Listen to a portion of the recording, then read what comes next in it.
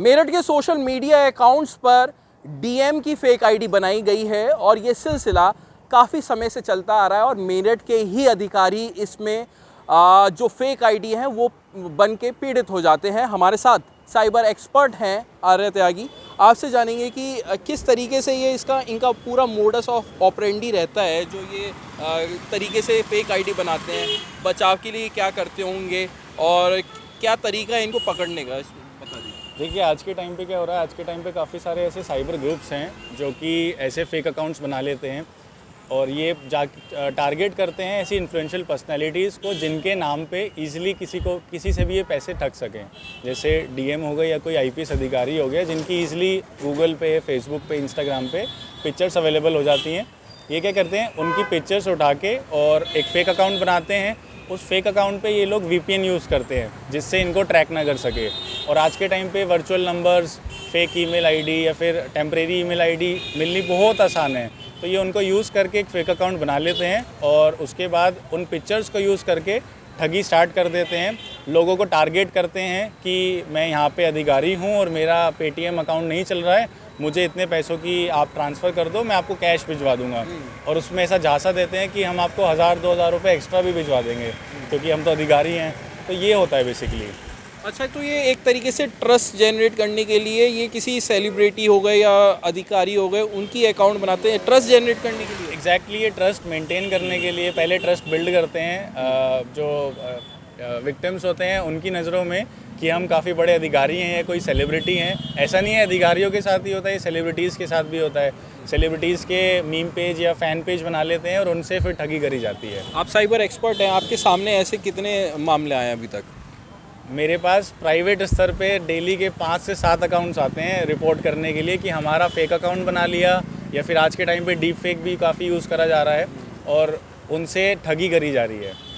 अच्छा, अधिकारी भी उनमें इन्वॉल्व होंगे जो आपके पास आते हैं, इन्वॉल्व इन द सेंस कि जिनकी फेक आईडी बनती हैं, तो ऐसे कौन से अधिकारी हैं मेरठ में, कुछ बता पाएंगे?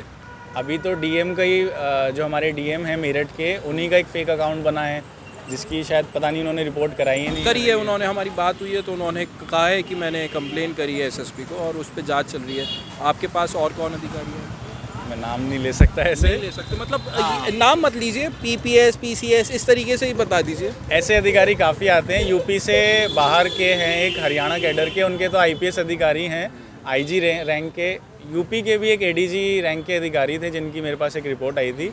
उनके तो हफ्ते में 2 से 3 फेक अकाउंट्स बन ही जाते थे, तो एट द एंड आके उन्होंने उन चीज़ों को इग्नोर ही करना स्टार्ट कर दिया। अच्छा, आप बस आखिरी सवाल पूछता हूँ कि किस तरीके से बचाव किया जा सकता है और इन आरोपियों को पकड़ने का क्या तरीका होता है, शॉर्ट में बताइएगा, क्योंकि मैं आपकी गाइडलाइंस भी समझ सकता हूँ कि आप सारी चीज़ें नहीं बता सकते, तो जो बता सकते हैं वो बताइए। देखिए, अगर आप कोई ऐसी पर्सनैलिटी नहीं है जो कि आपका इन्फ्लुएंस करने का काम है या फिर आप कोई पब्लिक पर्सनैलिटी नहीं है, तो आप अपने अकाउंट को प्राइवेट रखिए। अपनी फ़ोटोज़ को ज़्यादा शेयर मत करिए क्योंकि आपकी फ़ोटोज़ से ही वो फेक अकाउंट बनाते हैं। अपनी जो डिटेल्स हैं उनको प्राइवेट रखिए। फेसबुक, इंस्टाग्राम, सभी जगह ऑप्शन है कि आप अपने अकाउंट को प्राइवेट रख सकते हैं।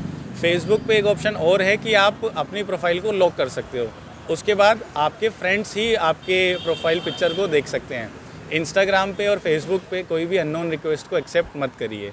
अगर आपका कभी ऐसे फेक अकाउंट बन जाता है तो आप उसको as soon as possible cybercrime.gov.in पे रिक्वेस्ट कंप्लेन कराइए या फिर नियर बाय साइबर सेल जाके अपनी एक एप्लीकेशन देके उसकी रिपोर्ट करवाइए और उसको जल्द से जल्द बंद करवाइए।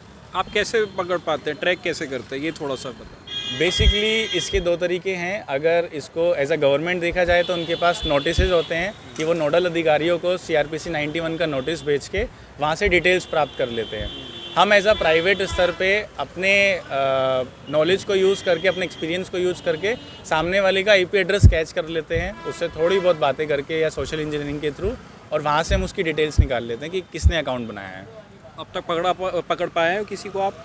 हमारा प्राइवेट स्तर पे यही काम चलता है कि हम ऐसे अकाउंट की डिटेल्स निकाल के संबंधित थाने को या संबंधित अधिकारी को भेज देते हैं, देन वो अपने आगे प्रोसीजर फॉलो करके उसको पकड़ लेते हैं। बहुत बहुत शुक्रिया बात करने के लिए।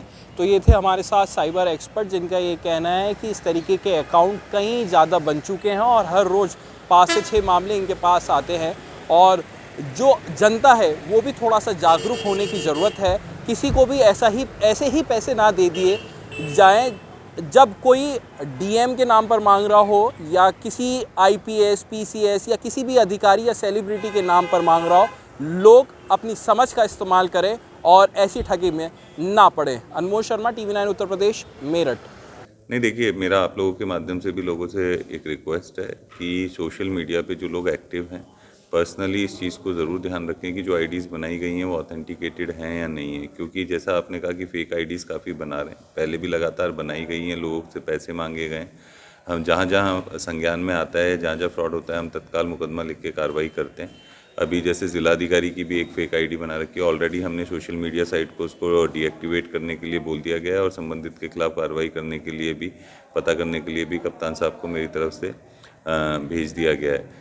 तो ये लगातार एक प्रोसेस है। साइट्स हैं, साइट्स भी अपने फीचर्स बहुत ऐड करते रहते हैं जिसकी वजह से ये चीज़ें ना हो, बट फिर भी लोग ये लगातार कर रहे हैं। पर ये है, टाइम टू टाइम कार्रवाई भी कर रहे हैं और मुझे लगता है कि पब्लिक को बहुत सजग रहना चाहिए और किसी के झांसे में नहीं आना चाहिए।